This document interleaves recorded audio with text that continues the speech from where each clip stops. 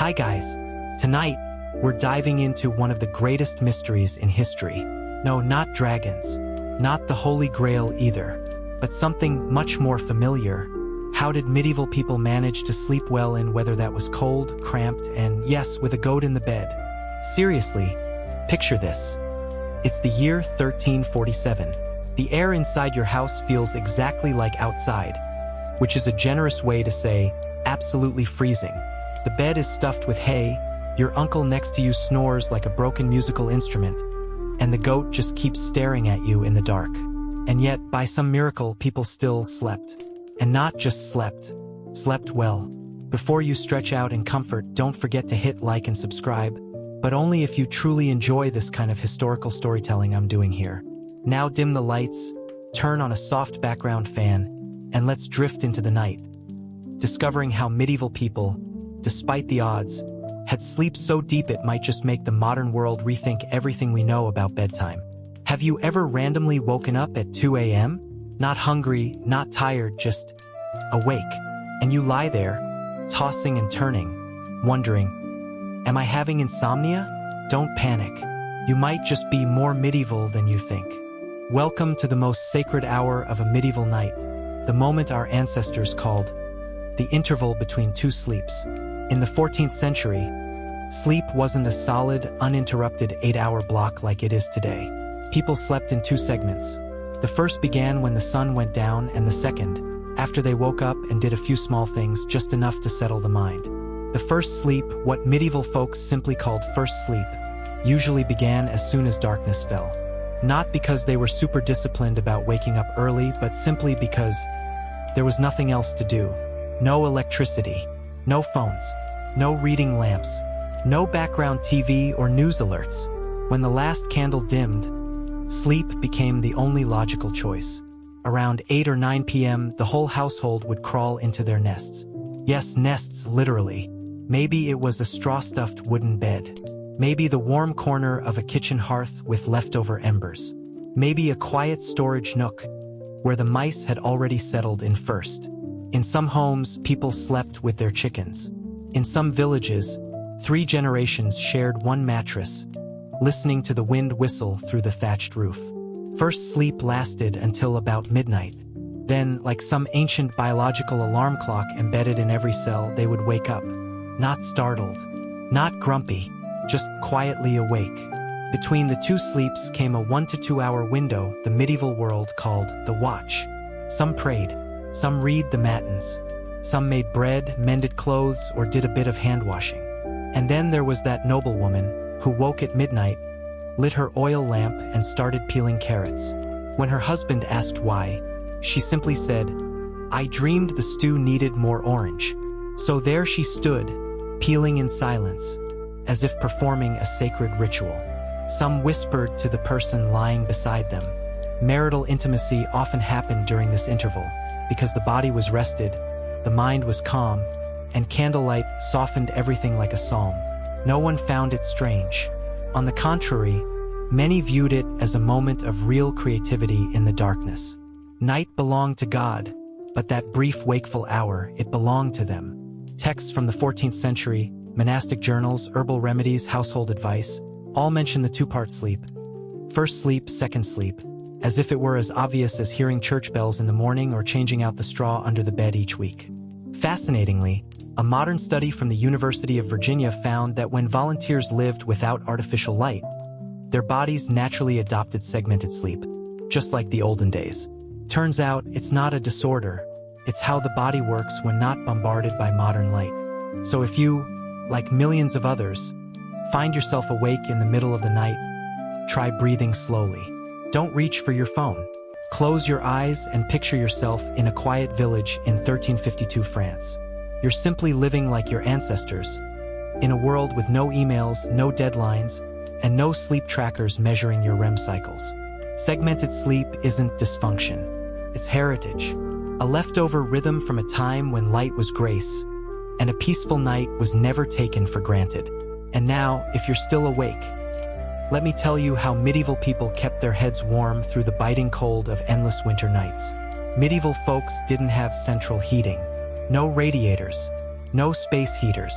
In winter, the cold crept in through every crack in the stone walls, wooden floors, and thatched roofs. The only thing keeping them warm, besides a heap of straw and a dog curled up beside them, was the nightcap. The medieval nightcap wasn't about fashion. It was a secret weapon against drafts, damp air, and dirty hair. People in the Middle Ages didn't wash their hair every day. In fact, they believed frequent washing could make you sick because getting your head wet meant catching a chill. So, hair was usually tied up and tucked under a soft fabric cap, keeping warmth in all night long. These caps were often made of wool, sometimes linen, and tied under the chin for a snug fit. For children, the nightcap was even seen as a spiritual lid, because people believed that during sleep, your soul might float out of your head if it got too cold. Wearing a cap kept your soul tucked safely in. Nobles had fancier versions, embroidered with lace, pearls, or even gold thread. But whether you were a king or a chimney sweep, everyone snored under a nightcap. That was the great sleep equalizer. One cap, one sleep. There are old stories of wives sewing nightcaps for their husbands as they marched off to war. A quiet promise. Wherever you sleep, your head will still be warm with my care. Some caps even had little crosses stitched into the lining to ward off nightmares or rats nibbling at ears. The nightcap was also a psychological shield. In monasteries, monks were required to wear plain white caps, symbols of purity, even in dreams. In roadside inns, people sized each other up by their nightcaps to guess what class you came from. One winter night in Flanders, an old knight knocked on the door of a small inn. He had no entourage, just a worn leather pouch, a dulled sword, and a frayed nightcap his wife had sewn when her hair was still black. Seeing the tattered cap, the innkeeper thought he was a beggar and offered him a spot by the fire. The knight didn't object. He simply put on his cap and said quietly, "Every night is dark the same. Rich or poor, a warm head is all that matters." The next morning he left. The innkeeper secretly slipped a loaf of bread into his bag. And on the wall of the inn, a new sign was hung. "Here, even worn caps sleep in peace." See? Something as simple as a nightcap could bring warmth to more than just a head. It wasn't just about staying warm. It was a silent way people cared for one another. Subtle, but deeply comforting. Now close your eyes. Imagine yourself lying in a dark, quiet room. Your head feels a little chilly. And then, someone gently places a soft, roomy fabric cap over your head. It smells faintly of faded lavender. Sleeping yet? Probably. And if that image made you feel drowsy, congratulations. You've just understood the Middle Ages a little more. And now, with your head warm, let's crawl into a bed of straw. There's one thing every medieval person understood deeply. You could be poor, you could be hungry, but you were never sleeping alone in bed. Not because people were lonely, but simply because beds weren't made to be used alone. Most medieval folks slept on straw. Not the golden, fluffy straw you see in animated movies, but real straw, coarse, scratchy, and sometimes crawling with bugs. A mattress, in the truest sense back then, was just a rough cloth sack stuffed with straw. They called it a palliasse. This bed could be laid directly on the floor, placed on wooden boards, or, if you were lucky, inside a wooden frame with 4 legs, a tiny privilege reserved for those who could read. But the real magic wasn't in the bed frame. It was in the straw. Straw had to be changed regularly. The meticulous swapped it weekly. The frugal ones simply flipped it, bringing the bottom layer to the top and pushing crumbs and debris to the corners. This was known as cleaning the bed. The clever ones, or those versed in folk wisdom, mixed in dried herbs, lavender, mint, or vervain, not just to repel lice, but to drive away evil spirits and inspire sweeter dreams. Some believed that if you slept on straw left unchanged too long, the dreams of the last sleeper would linger. A child sleeping on his grandfather's straw might dream of famine years in the fields. A girl resting on her mother's straw might dream of a wedding that never happened. And parasites? Oh, always. Lice, mites, fleas, they were permanent residents of every bed. People accepted them as they accepted the cold or the snoring of strangers beside them. Medieval sleep wasn't about comfort. It was about finding peace in shared discomfort. And the funniest part? Even with straw beds, even when the bed shook every time someone turned, medieval people still slept well. Not because the bed was good, but because the mind was light. They had no deadlines, no unanswered emails, no buzzing midnight group chats. They slept because night had arrived. Simple as that. Modern neuroscientists now recommend digital detox before bed. No screens an hour before sleep. Something medieval folks had nailed 700 years ago by blowing out candles and listening to the cow breathe. So now, if you're lying on a modern mattress with memory foam, an essential oil diffuser, and a phone charging within reach, try this. Close your eyes and imagine yourself on a bundle of dry straw, hearing the faint crackle of herbs beneath your back.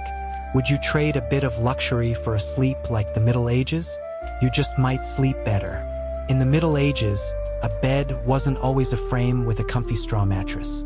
It was wherever you could lay your head without getting stepped on. The poor, the vast majority, had no bedrooms of their own. In tiny huts barely large enough for a fire and a few survival tools, sleep happened where the roof didn't leak. Not because it was warm, but because it was the only place safe from the rain, from drafts, and sometimes from lice. Some spread straw beside the hearth. The smell of burnt wood mingled with cooled porridge. The last flicker of firelight was the last light of the day. Many children grew up with the sound of crackling embers, and the smell of smoke still clinging to their hair as they grew older. But the hearth wasn't the strangest place. In colder rural areas, people sometimes slept in the cowshed. Not because there was no space, but because cows, large, warm, and breathing, acted like natural radiators. Their warm breath could raise the room's temperature by a few degrees, just enough to survive freezing nights. Medieval people called it biological heating. Sleeping next to a cow sounds silly, but in truth, it was survival. There was a saying, "Sleep with a cow, and no one cheats you of your rest," because the smell of straw, the sound of cows chewing cud, and the heat from their massive bodies really did help people sleep like they were resting on a feather bed. And if you've ever snuggled up to a pet to fall asleep, you understand the feeling. Not glamorous, but comforting. Would you trade your electric blanket for a cow that doesn't moo at night? Another odd sleep spot, the wine cellar. Servants and workers in castles were often assigned temporary beds in the cellars, where wine and salted meats were stored. No light, no noise, just the heavy smell of fermenting barrels. Some said, sleeping in the cellar made you dream of feasts, even with an empty stomach. And some travelers, pilgrims, traders, slept in cemeteries, beside churches, under stone bridges. All they needed was a cloth spread out, a cloak wrapped tight, and a quiet prayer in their minds, and they could drift off beneath a bone-chilling winter sky, because sometimes the sheer permission to sleep was already a blessing. In the Middle Ages, sleep didn't happen in the best place. It happened wherever you weren't chased away. There was no ideal bedroom, only endurance, cleverness, and the strange resilience of humans in poverty. So tonight, if you're lying on a soft bed with fluffy pillows, worrying about what tomorrow brings, remember that once, someone slept peacefully beside a cow and dreamed sweetly in a cold wine cellar. And their sleep, by no means less than ours, needed only a little quiet and a heart thankful for the chance to lie down. Medieval people, whether commoners or nobles, understood one universal truth. No one sleeps well on an empty stomach. But eating too much before bed? That could lead to nightmares. So they came up with a special bedtime dish, gentle, warming, and basically the ancient version of warm milk with honey. They called it the dream sop. The recipe was simple. A slice of bread, the older, the better, soaked in warm milk or diluted wine heated with a touch of honey. For those who were fancy, a pinch of nutmeg, dry ginger, or a few herbs would be added for fragrance and easier digestion. They believed eating this helped prevent bad dreams, or if you did dream, they would be good ones. Visiting ancestors, chatting with saints, or witnessing your neighbor's cow give birth to a two-headed calf. A sign of great fortune. Nobles had a fancier version of the dream sop, dark rye bread, goat's milk, mulled red wine, sometimes even with almond slices or crumbled gingerbread. But in any case, it was a dish used to lull sleep like soothing a child. And what if sleep didn't come? No pills, no sleep trackers, no meditation apps. Medieval people had their own way of handling insomnia, one that might just be better than ours today. They didn't force themselves to sleep. They got up, quietly, no lights, no rush. They prayed. They wrote down their dreams. Some embroidered. Some visited neighbors because neighbors were awake too. It was a special hour, sacred and calm, where no one asked why you were up because everyone had been there. Those struggling with sleep carried charms. Small fabric pouches filled with a loved one's hair, dried lavender, rose petals, or even a few dry beans whispered over with a prayer. Placed under the pillow, they believed it would bring sleep, or at least a peaceful dream. And if sleep still didn't come, they accepted it. They sat by the fire, listening to the soft crackle of coals, letting the night drift by like a dark river. Quiet, but not frightening. Winter in medieval Europe was no gentle snowfall like a modern Christmas movie. It was harsh, sharp, and dragged on like the sky had forgotten to turn spring back on. Wind pierced every crack in stone walls, and at bedtime, people didn't sleep alone. Not for company, but for survival. That's when they invented something called a box bed. Sounds like a toy, but was actually a secret weapon against winter. Picture this: a large wooden cabinet, with doors and a lid, leaving only a small opening to breathe through. Inside, straw or feather bedding, layers of thick blankets, and the entire family. People crawled inside like entering a wooden cocoon. Closed the doors. The cold stayed out. Body heat from within kept the whole night from freezing over. To the modern eye, this scene might seem claustrophobic, but to medieval folks, it was paradise in the frost. Some even placed a clay jar of hot coals, called a bed warmer, inside before climbing in. Careful though, bed fires were very real. No box bed? No problem. They slept huddled together.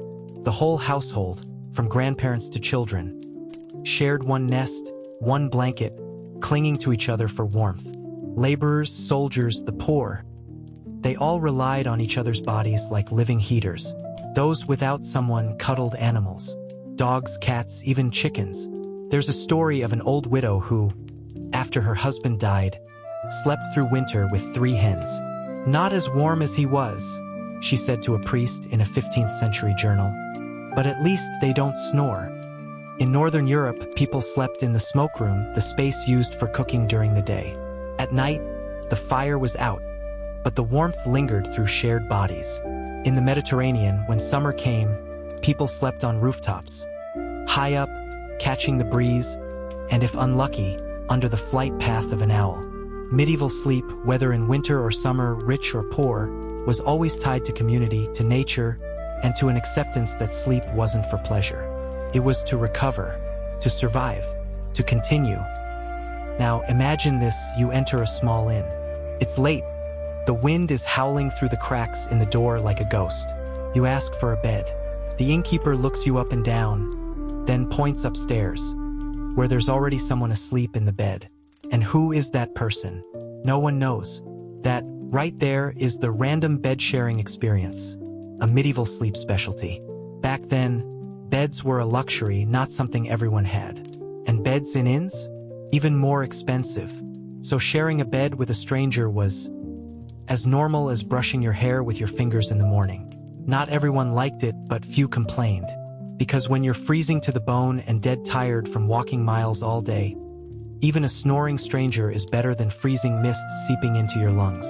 Medieval people had unspoken rules for bed sharing. Don't ask personal questions. Don't face each other. And absolutely no pillow hogging. If you arrived late, you slept on the outside.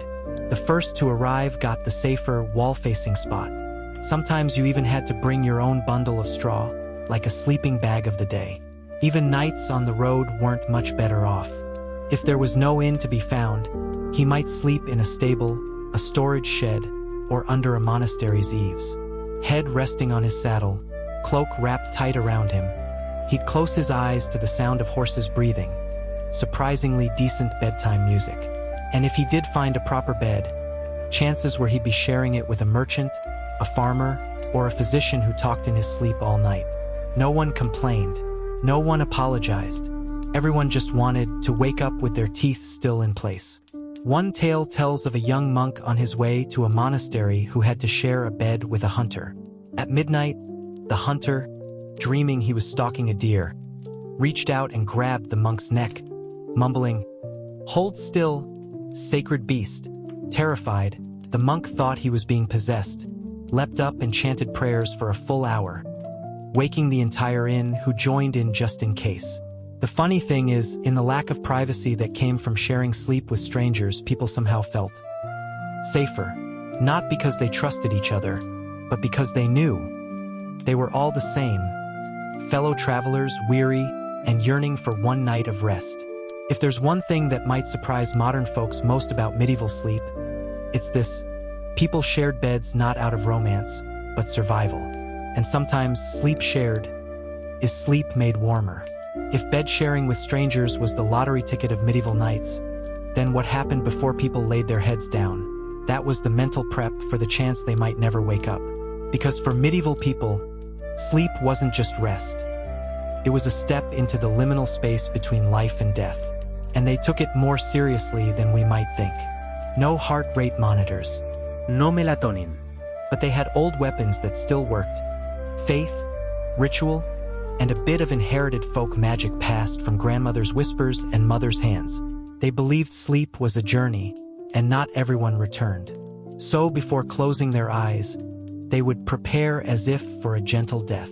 That preparation was nothing more than prayer, scripture, and protective charms. Commoners would lie on their side, facing east, the direction of the rising sun, symbol of resurrection. Before sleeping, they'd recite a small prayer. "If I do not wake tomorrow, may the Lord remember that I believed." A whisper of a prayer, but one carrying all the faith and fear of those living in a time when a lingering cough could mean the end. What about children?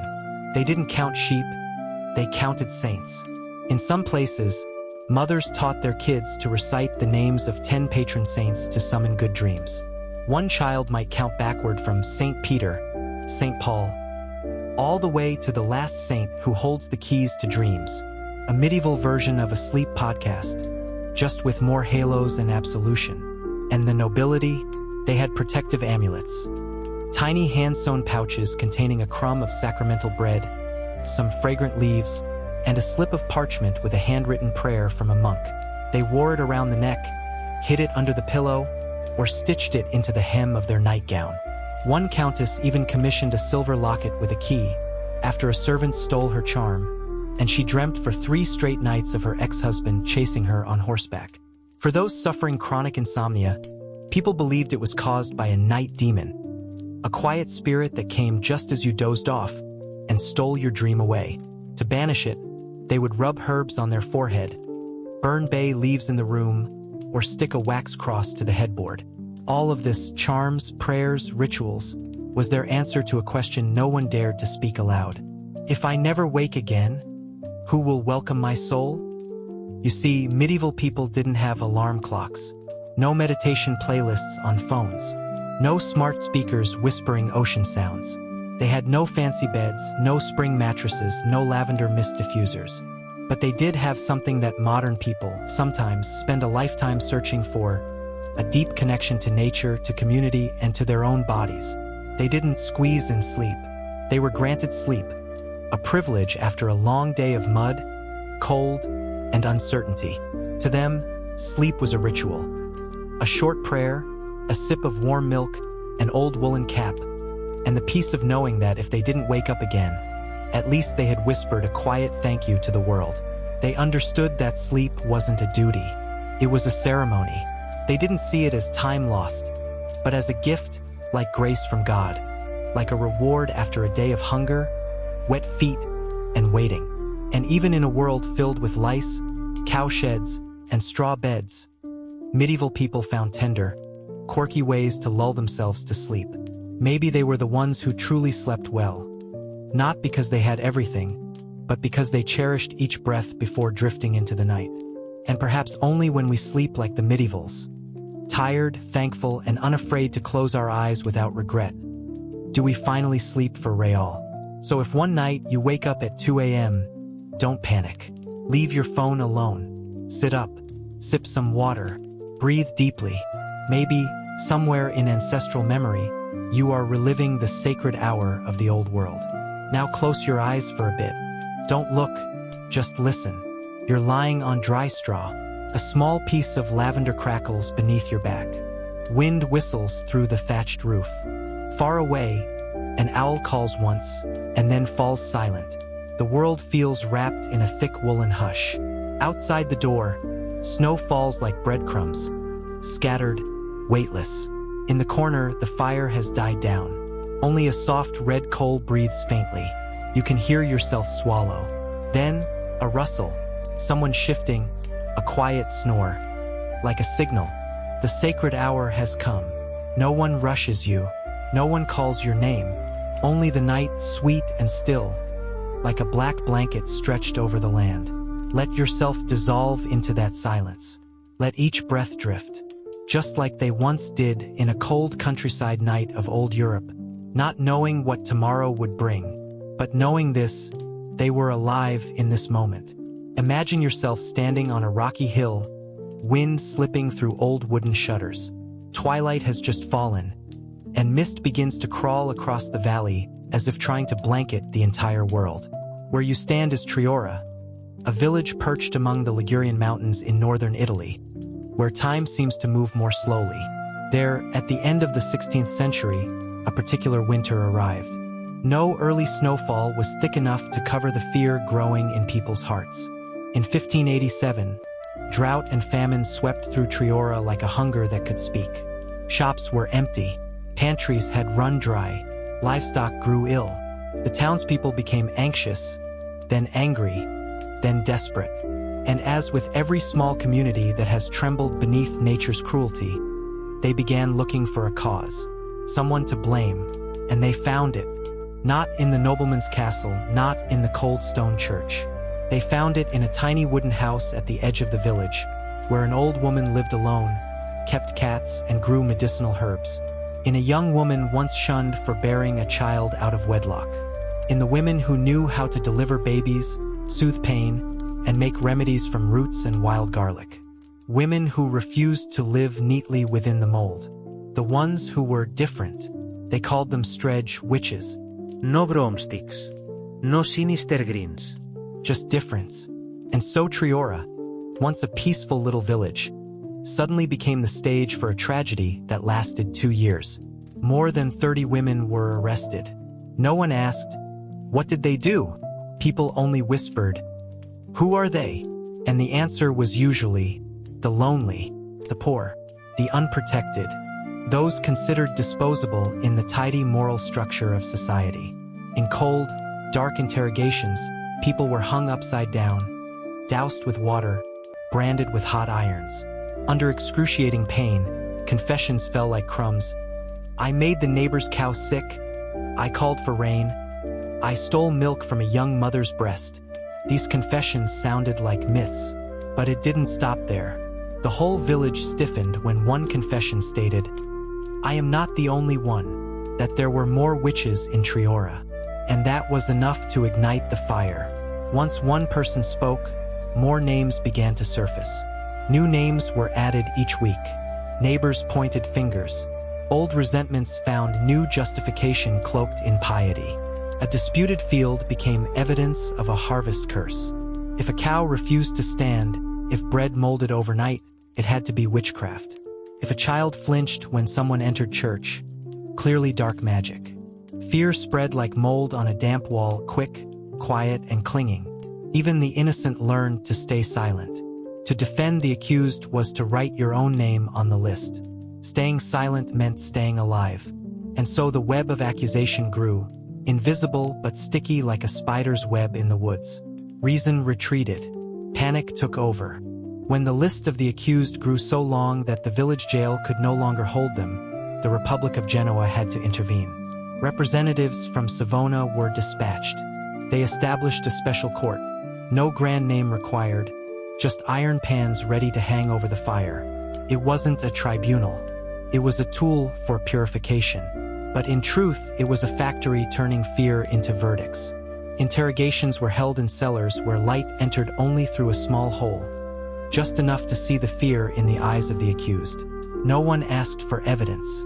They asked for confession. And if confession didn't come, they had ways to draw it out through screams. Instead of real proof, people accepted witches' marks, moles, hair loss, the barrenness of the soil around a home. If an old woman lived alone, suspicious. If a child cried near her house, that was enough to call the priest. If she had once delivered a baby that died, no further explanation was needed. Unprovable claims became the foundation for accusation. Worse, they could not be disproved. There were no lawyers, no defense. That concept was foreign in a court ruled by fear.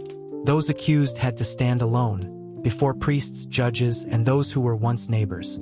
If they denied, the suffering of others was used as evidence. If they confessed, they might live if they named someone else. The system fed on lies and punished silence. And then the trials became a spectacle. Villagers from other towns came, not to pray, but to watch. Those led through the market, tied up, caked in mud, eyes vacant, were no longer human, but a lesson. No one dared say, "This is wrong." No one asked, "Why is it always women?" Because to question was to doubt. And doubt was dangerous. In Triora, justice had disappeared. Only a mirror remained, reflecting the crowd's fear. In the summer of 1588, the northern hilltop of Triora was no longer a place for grazing goats. It had become a place of burning. One woman, her name now lost, was led there. She had once healed with herbs, had once smiled at children, but someone said she muttered a spell while harvesting grain. That was enough. No prayers, no pardon.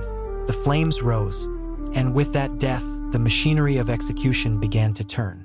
The names came fast after that: Caterina, Lucrezia, Margarita. Some were once trusted. Some had sung hymns every Sunday. But under pressure from the court and from the fear in people's hearts, everything changed. No one remained innocent if the crowd hadn't seen them kneel. And fire is not picky. It only needs wind. The final words of Caterina Medoro, one of the women imprisoned in Triora, were whispered through the iron bars like a desperate prayer. "I only know how to make medicine from leaves. I don't know any spells." But that meant nothing. Fire does not distinguish. It only needs fuel. And Triora at that time was full of dry straw. In August 1588, the burnings continued. On some days, 2 or 3 women were led up the hill, a place where, before, only sheep had grazed. Among the victims was Lucrezia Cassini, who had once sold bread in the market and was accused because she stared too long at a dead chicken. Her husband, Lorenzo, refused to confess, nor did he deny, and so they could not formally try him. Unable to sentence him through official means, the court turned to an ancient punishment: pressing by stone. They forced him to lie down. Stones were placed on his chest little by little. Not fast, not harsh, slowly, as if to listen for each crack of the ribcage. 3 days later, he died. It said his last words were, "If this is justice, then I choose silence." When the fever of fear finally passed, at least 10 women had been burned, 1 man pressed to death, and many others had died in prison from hunger, cold, or despair. Some confessed to crimes they didn't understand, just hoping to save their lives. More than 60 people were accused in a village of just over 1,000.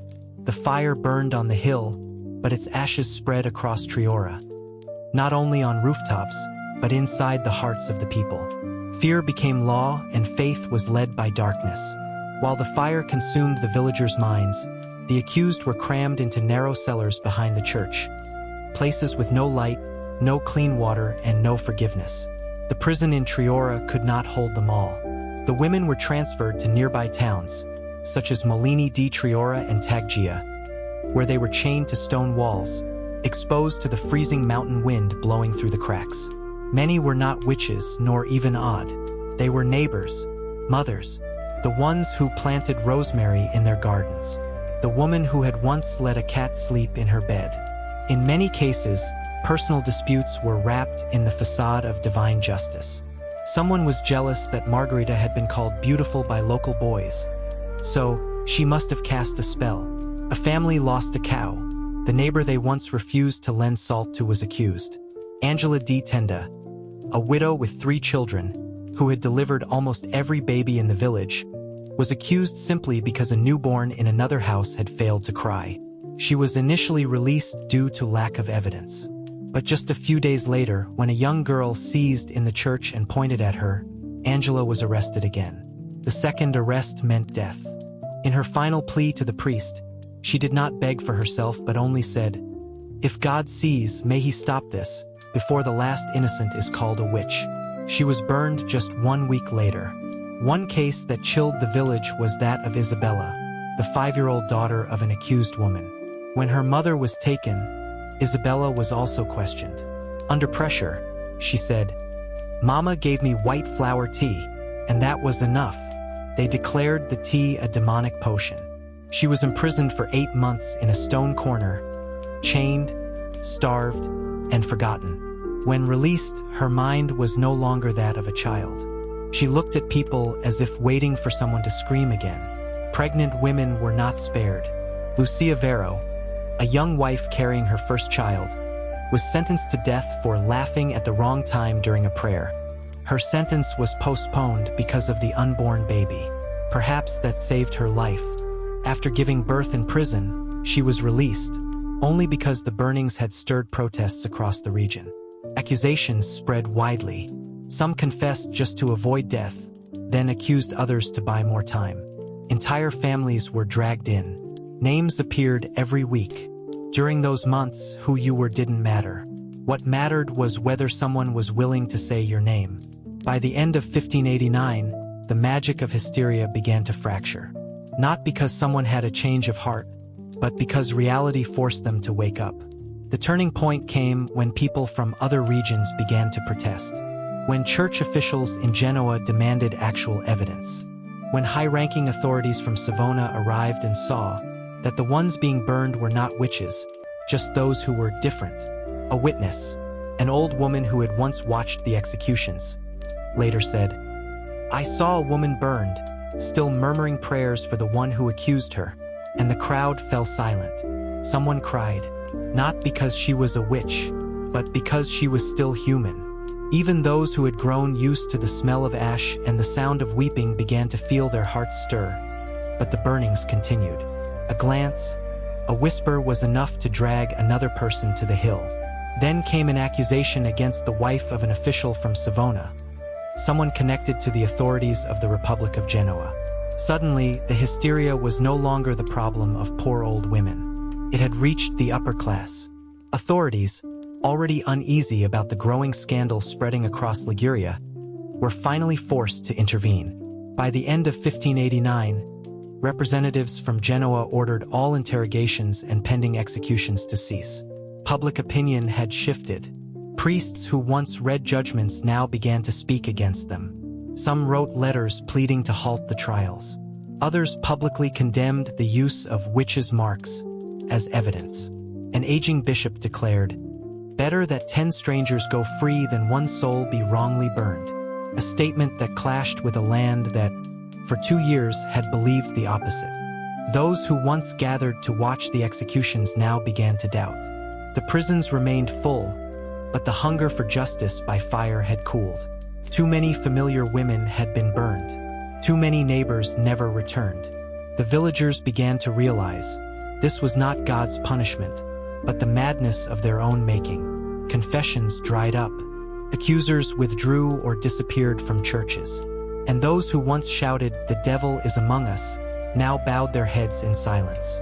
Fear hadn't disappeared, it had simply worn itself out. The villagers needed stability. The authorities needed to save face. And Triora, exhausted, ashamed, was finally ready to awaken from its superstitious fever. The storm subsided, but the damage was clear. By the end of 1589, the very system that had fueled the hysteria began to collapse under the weight of its own absurdity. After the trials were suspended, a new investigation team was formed in Savona, more cautious, with oversight from the church. This time, things were different. No more supernatural signs.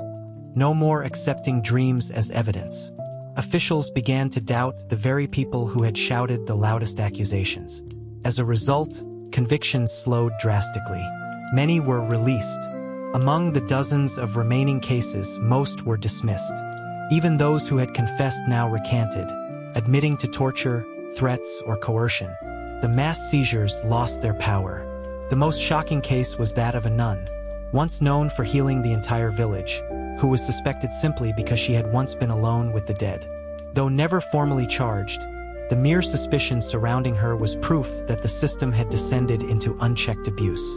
The courts, once harsh, now became hesitant. They quietly released the remaining prisoners, starting with the weakest cases, then even those who had confessed under pressure. Meanwhile, the families of those who had been burned began to speak out. Lucrezia's children demanded the return of their land. Katerina's relatives petitioned to have her name reinstated in the baptismal records. Over time, the community's shame replaced its fear. Church services became quieter. Dinner tables had more empty seats. Triora's social fabric had been torn. The Ligurian authorities, realizing their disgrace was now known not only locally but in neighboring provinces, declared the trials ended and ordered all remaining prisoners freed. But freedom came at a cost. Many families had to pay detention fees before their loved ones were released. Imagine, you lose your home, your health, nearly your life, and then receive a bill for the right to survive. When it was all over, more than 10 had been burned, one crushed to death, some died in prison, and dozens more lived in shame, branded as witches for life.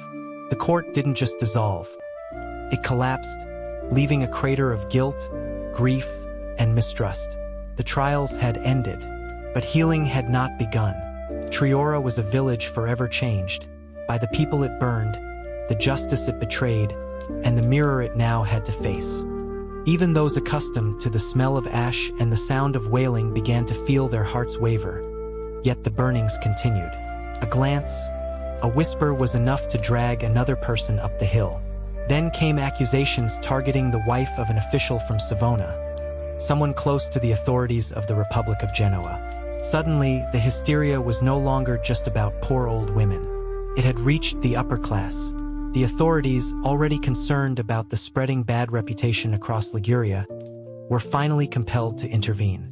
By the end of 1589, representatives from Genoa ordered a halt to all ongoing interrogations and pending executions.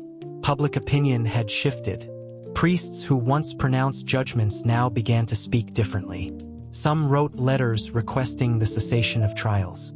Others voiced opposition to using witches' marks as evidence. An elderly bishop declared, "Better to let 10 strangers go free than to burn one innocent soul," a statement that clashed with a land that had believed the opposite for 2 years. Those who once gathered to witness executions now began to harbor doubts. The prisons remained full, but the thirst for fiery justice had cooled.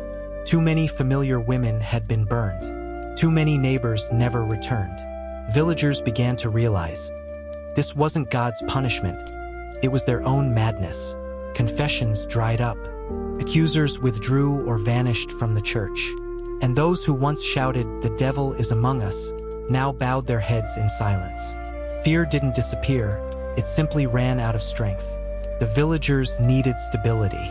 The authorities needed to save face. And Triora, exhausted, ashamed, was finally ready to awaken from its superstitious trance. The storm gradually subsided, but the damage was clear. By the end of 1589, the judicial system that had fueled the hysteria began to collapse under the weight of its own absurdity. After the trials were suspended, a new investigative group was formed in Savona, more cautious under church supervision. This time, everything was different. No more witches' marks. No more accepting words from dreams. Officials began to suspect those who had previously shouted accusations. The result? Convictions slowed significantly. Many were released. Among the dozens of remaining cases, most were dismissed. Even those who had confessed now recanted, admitting they had been tortured, threatened, or coerced. The mass seizures lost their effect. The most shocking case was when a nun, who had once healed the entire village, was suspected simply for having been alone with the dead. Though not officially charged, the mere suspicion showed that the judicial process had fallen into arbitrary abuse. The courts, once harsh, now became cautious. They quietly released those still imprisoned, starting with the weakest cases, then even those who had confessed under pressure. Meanwhile, families of the burned began to speak out. The children of Lucrezia demanded their land back. Relatives of Caterina requested her name be restored in the baptismal records. Over time, the community's sense of shame replaced fear. Church services grew quieter. Dinner tables had fewer people. Triora's social fabric had been torn apart. The Ligurian authorities, realizing the disgrace extended not just locally but to neighboring provinces, declared an end to the trials and released all remaining prisoners. But freedom came at a price. Many families had to pay for the cost of imprisonment before their loved ones were freed. Imagine losing your home, your health, nearly your life, then receiving a bill for the right to survive. When it all ended, more than 10 people had been burned, one crushed to death, some died in prison, and dozens more lived in disgrace, bearing the label which, for the rest of their lives. The court didn't just disband. It collapsed, leaving behind a chasm of guilt, sorrow, and doubt. The trials had ended, but healing had yet to begin. Triora was a village forever changed by those it had burned, the justice it had betrayed, and the mirror it now had to face.